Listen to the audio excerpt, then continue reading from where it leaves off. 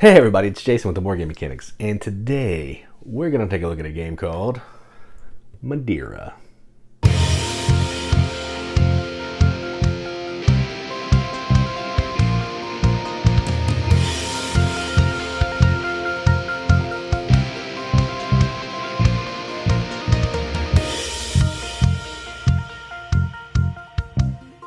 Madeira is a game published by What's Your Game from designers Nuno Bizarro Sentiero and Paulo Soledad. I probably pronounced those names incorrectly, I apologize. Plays 2 to 4 players in 60 to 150 minutes. What you're doing in this game is I don't even know what the story is. You're basically you're in Madeira, you're harvesting, running fields in Madeira, earning favor with different people around Madeira, trying to score the most prestige. And the way that's done in this game is there's some worker placement stuff, there's some dice drafting, there's some dice actions, there's set collection, there's shipping some goods, there's goods conversion, there's feeding your people, all that kind of good stuff. So think heavy Euro with a little bit of Uwe Rosenberg drizzled in, and that's what you kind of got here. So let's go down to the table, take a look at it. All right, so here's a game of Madeira, all set up for 2 players, and I'm all the way set up. So let's talk about setup kind of quickly because this may be a long video. Put the board out in the middle. You're going to give each player a player color. You'll have 12 workers, 6 boats, 3 of these dice holder things, 5 coins. First player will get an extra 2, which I've done here. Every other player will get money based on this board, so 2, 3, 4, 5. So they have 3. Each player will take a starting favor of the crown, which we've done here. You're going to get 4 bread, a wheat, a grape, a sugar cane, I believe, and 1 wood. And you can have one of these to share. There's a couple of them in the box. It's basically the turn structure and all that kind of thing.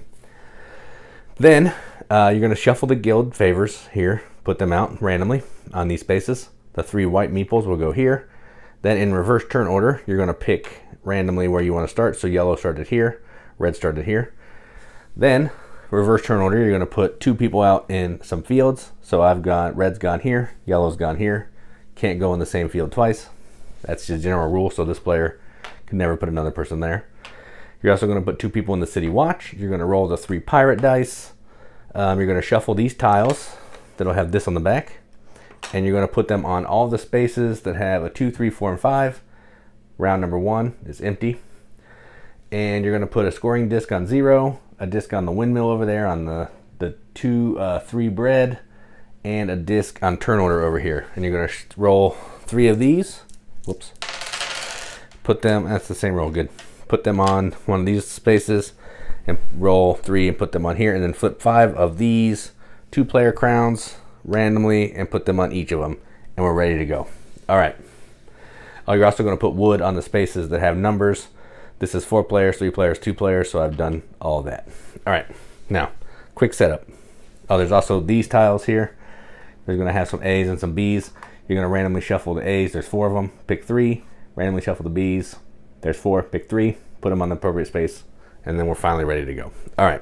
So, first thing that happens in turn order, red is first. They're on the number 1 here. I don't know if you can actually see this, but number 1's right here. Let me scoot this down a little bit. All right. Then they're going to pick one of these columns, take the 3 dice, and take one of these favor tiles. So, let's say they're starting out with this one, which is going to let them change money for points. I like shipping, so let's do some shipping. So let's go down here, and I want to take this tile right there. And I also take these dice, and I put them on these little dice platforms here. And that'll make sense in a minute. Yellow, then we'll have to go here. The colors here are guilds. If you have any of those guilds, you can flip over all of the guilds of that color at round 1. We don't have any. So yellow will take these dice, and they will take, what do they have? They have boating. Let's do this one. This is an area or a city control majority here for one of these 3 cities. All right, now let's get started. The game is pretty straightforward in a turn structure. It's what you can do on your turn that really explodes. So on your turn, you're either going to take one of your dice and your little base here, and you're going to put it in a region. So if you look here, this is region 1. Any die can go over there. You have to at least have the die value of the region or if you're paying lower. So if I went here with a 1 to region 2, which is here and here, I would have to pay a bread for every one that I'm less than this. So a 3 can go anywhere, 1s are limited, and 2s are limited. So let's see. So what do I want to do? Let's talk through the actions when we take them. I'm not going to bog you down with that right now. So red is first. I think what I want to do is I'm going to go here. You put your little token right there, so you know that you got to pay this guy later. Put a die there. In a 2-player game, there can be a maximum of 2 dice. There can either be 2 teal dice or 1 teal die and 1 pirate die. And then I'm going to take the action. Now, I also have to pay a bread because I went there with a 1 and I needed to have a 2. I have a couple options. I can do this main action here, or I can do a harvesting.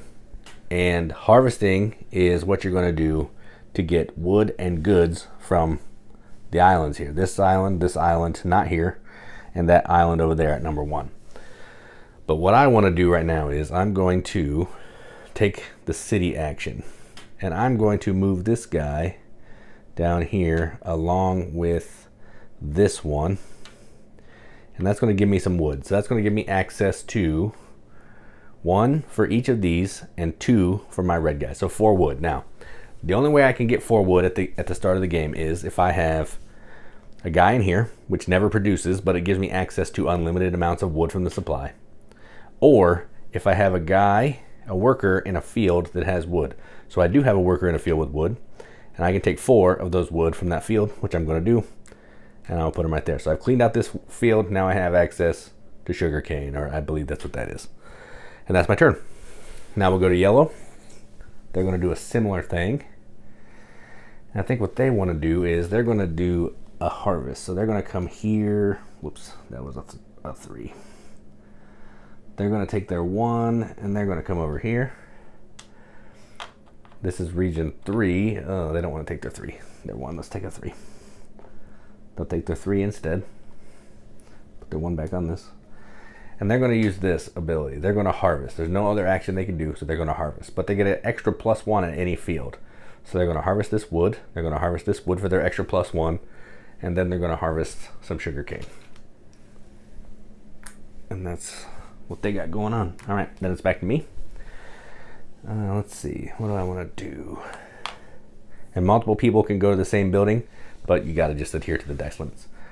All right, let's see. I think I want to get some more people in a field. So I'm going to come over here with my 1 to this. This will let me harvest in this island, which I don't have any people, or put 2 of my extra people, either from my home, which is supply, or move them from anywhere on the board to anywhere on the map. And I want to do that. I want to put 1 here, and I will put 1. I'll put 1 right there. It's good to have people on the island. So that's my turn.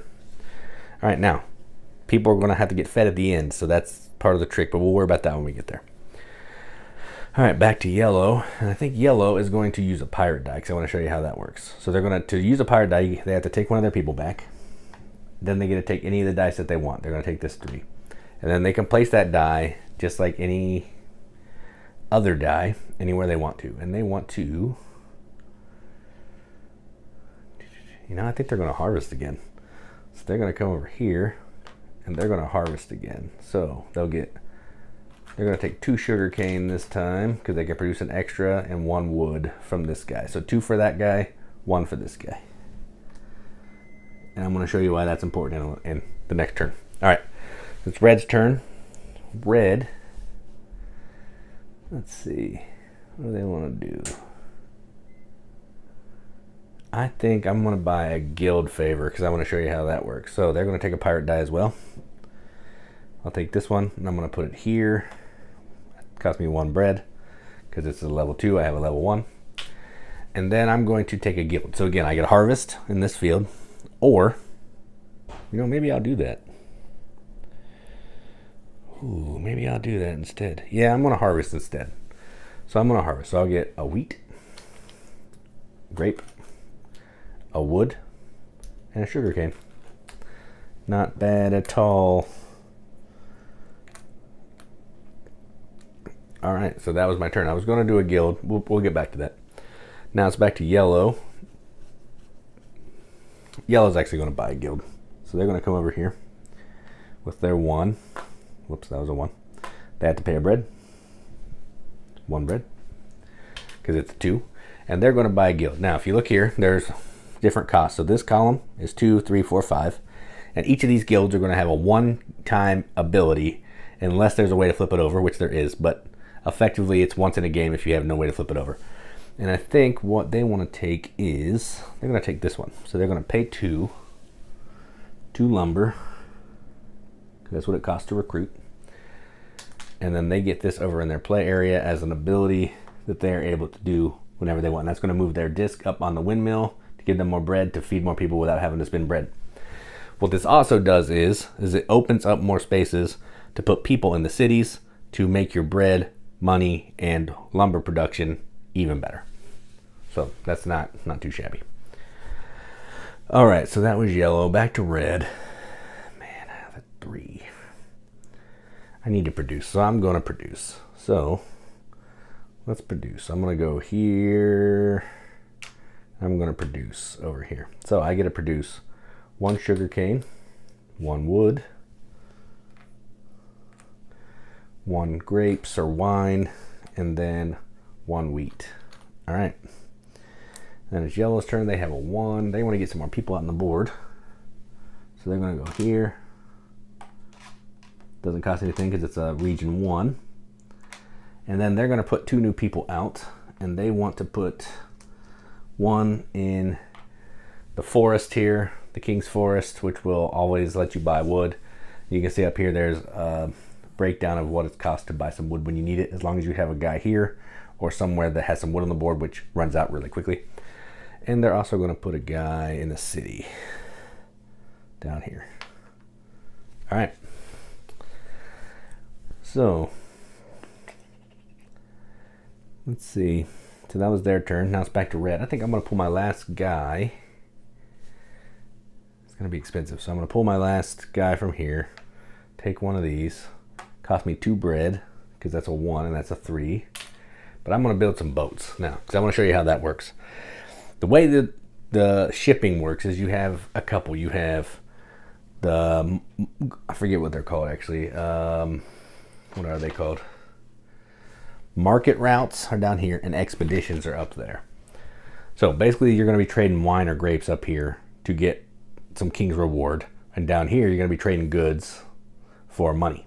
So you're trying to figure out which one I want to do. I want to do both up at the top because I have a goal where I can score 3 boats up at the top, and I want to do that. So I'm going to build 2 boats. For each boat that you build, you can look up here, it costs 1 wood. So I have to spend 2 wood. That's why I wanted to have a lot of wood. And then I am going to go, I want to go right here to spend 1 of these. No, not right there. Down here, because this is the better scoring. Spend 1 of those. And I get to take 1 of these bonuses. I can put a person in city watch, or I can take 3 points. And I'm actually going to take 3 points because they're going to score 4 here in a minute, and I don't want to get too far behind. And then for my second boat, I will, how many grapes do I have left? I have 2 left. So, yeah, I'll just go ahead and sell the other 2 to right there. And I'm going to put a person in the city watch. That'll keep them from scoring 4 points. All right. And then whenever you put a person in the city watch, you can get rid of 3 piracy. We don't have any piracy yet, so we'll go over that when we get that. All right. And that was my turn. Yellow doesn't have any dice. They can't take any dice, so they're going to pass. So they will pick one of these passing options, and they want to go down here, and they're going to put out a boat, or they can take $5 and they want to put out a boat. 1 boat, so they'll spend 1 wood, take 1 boat, and they want to sell. They have a lot of sugar cane, but they also have an expedition, but they can sort that out later. And they will, how many sugar cane do they have? I think they have 4. Yes. So they will sell 4 sugar cane. In a 2-player game, that's either of these, and they'll get $14. So 5, 10, 13, 14. All right, so they have a pile of cash. And that is their turn. All right, so they pass. Now I have to pass. And I'm actually going to...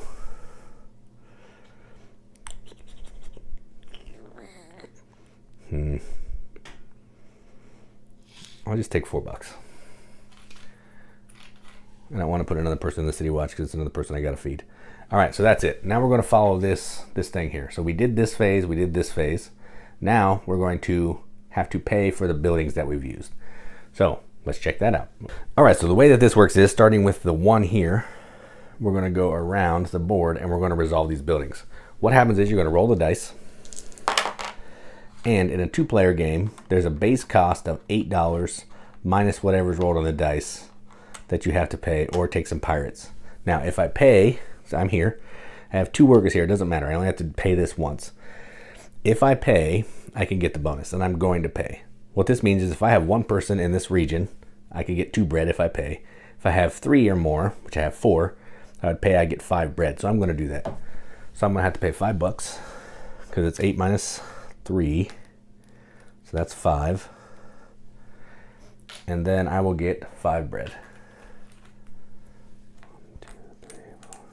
All right, done. And then I'll just take these back to let me know that I have done that. Take these off too.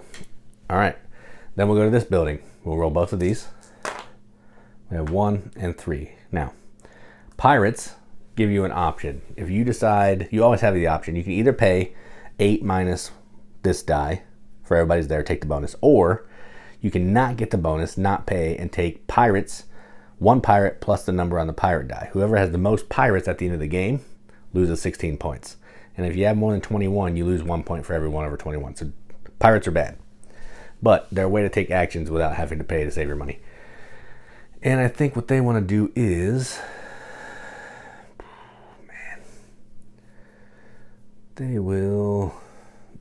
They'll pay it, but I don't think they're going to take the action.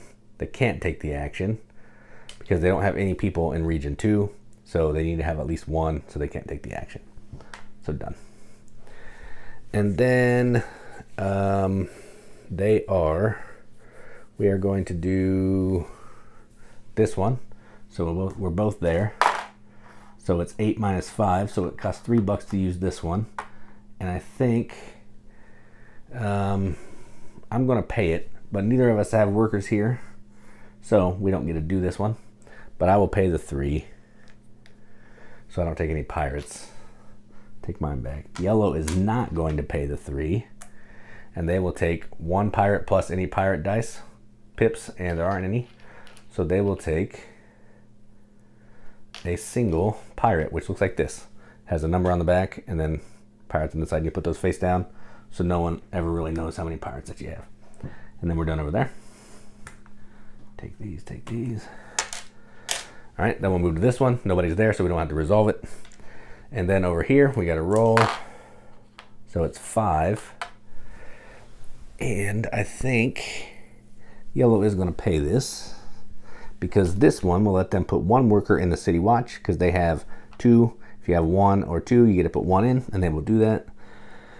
You need to find a worker. And I'll explain why that's important in a minute. It also lets them get rid of 3 pirates, which that's why it's important. But there's another reason why it's important. And then they'll take this back, and we are done with that phase. All right, then we're going to move down to here. Now, we're going to look at the city watch. Whoever has the most people in here can take 1 back and score 4 points. So yellow has 2, they'll take 1 back. And they'll score 4 points. That does a couple things. It gives them 1 less person to feed, and it gives them 4 points. Then we're going to look over if any body would have a person standing in this region, you would get the appropriate good. Wheat, sugarcane, grapes. No one has one, so we can ignore that. Upkeep on boats. You got to spend 1 wood for every boat you have out, or take a piracy token. So yellow has 1. They'll spend 1 wood. I have 2. I'll spend 2 wood. You don't have to pay. You can choose to take piracy if you want. Then we have to feed our people. All right, so this is where it gets complicated. We each have a base of 3 people that we can feed without using bread, because that's what the windmill tells us. We can move up by spending 2 wheat, and we can move down to get bread if we need it at any time, and you can always change 2 goods for any other good when you're selling and all that kind of thing. So let's see. Let's do red first. So red has 1, 2, 3, 4, 5, 6. That's it. 6 people. 1, 2, 3, 4, 5, 6. 6. All right. So I have 3 that I can feed, and I have a whole pile of bread. So I will pay 3 bread, and all my people are fed. All right. Then yellow, they have 1, 2, 3, 4, 5, 6. They have 6 as well. They have 3. They have 3 bread, so everybody's fed. For every person you can't feed, you take a piracy. All right, so now at the end of round 1, now we're on phase E. At the end of round 1, we're going to score one of these tiles we have in front of us. These are going to be face down, so no one knows what we're trying to achieve. So I'm going to complete this one, and I'll walk that through. And they're going to complete this one, just so I can show you a couple different ones. Okay. So now, this one's going to let me score 3 boats in the expeditions. I have 2 boats out there. That's why I put them out there, because I knew I was going to score this.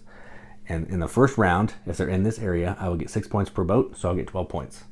So I'm at 15 if I can reach it. Come on. Yes. All right. Good. Good for me. Then this gets discarded. Then this player is going to score one of the cities here. They have to have the majority in one of the cities. If they don't have the majority, if they had the majority in a city, so in this one, they could get the big points. If they didn't have the majority, they could score that for the small points. So they're going to score this one, because this is the only one that they have the majority in, so they'll get 12 points. So they are at 16. Come on, the board's so big. All right, and then this gets discarded. And now we're finally ready for round 2. So round 2 setup is pretty easy. We're going to take these, shuffle them.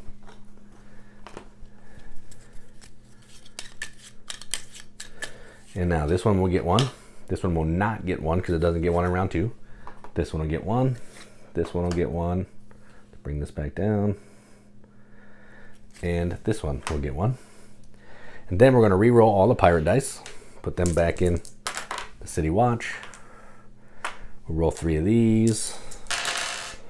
They'll go here. We'll roll 3 of these. They'll go here. And then we're going to select orders again, take another favor, and keep playing. At the end of this round, we will switch out. Some of these goods have pictures, so you can see on this one, it has sugarcane. At the end of this round, any wheat field that has sugarcane will turn into sugarcane for the rest of the game. At the end of round 3, we'll score 2 of the favors that are in front of us. At the end of round 4, sugarcane will turn into grape fields. And at the end of round 5, we'll score the 3 remaining fields. And then whoever has the most piracy loses 16. Second player will lose 8. If you have 21 or more, you lose 1 for everything over 21. We'll turn all of our goods and wood and bread into coins, and every 5 coins is a point. Whoever has the most points after all that is the winner. And that is how you play Madeira. Let's go up the top. See what you think about it. All right, well, that was Madeira. So I've been trying to get all the What's Your Game games, and I have most of them. I still need Nippon. I think that's it, actually. And I just got this in a trade. I've played through it, I think, 4 times now, and man, is this good. I've only played it at 2 players, and I think it plays fine at 2 players. I don't notice anything different because your board gets tightened up with how many spaces you can use and all that kind of thing. And I love everything about this game. I love that you just take a die, one of your dice. You can go to any of the locations. If you take a 1, 2, or 3, it's going to cost you money. You can take a pirate die. You don't have to pay any money for the building later, but you may end up taking some piracy. I like the shipping of the goods, trying to earn points, sending some people down there so they can score points off your ship so that I didn't show you. They're also going to produce goods for you. The windmill is awesome. You can keep paying wheat to go up that thing so you can pay more people without using bread. Trying to collect the wood, so you want to use that center island that doesn't, or that center section of the field which doesn't ever produce or harvest, but you can always buy wood. The city thing, the area majority piece, buying guilds to flip them to get bonuses. Oh, it's so good. So good. So good. Yeah, I have nothing bad to say about this game. The rule book is awesome. It's got this thing that gives you like a breakdown of all the crowns requests, guild favors, king's rewards. So once you know how to play the game, just bust this out so you can kind of remember what stuff does. I love it. The board looks like a typical What's Your Game board. It's got their like normal scoring track, normal color pattern, all that kind of thing. And I love it. This thing right here is really slick too. It shows you what all the phases do. what you're gonna. You can do it in order. Follow this. Keeps everything organized, tidy, and helps you just follow along. I love it. This game is fantastic, and I am so glad I finally have a copy. And this is going to get a BGM accepted seal. This is going to get a 9 out of 10 on BGG, which is a 4.5 out of 5 wrenches on an arbitrary wrench scale that means absolutely nothing, but we like to give it to games that we enjoy, and that's what I'm going to do. So that is Madeira from What's Your Game. I'm Jason with the Board Game Mechanics, and as always, keep gaming.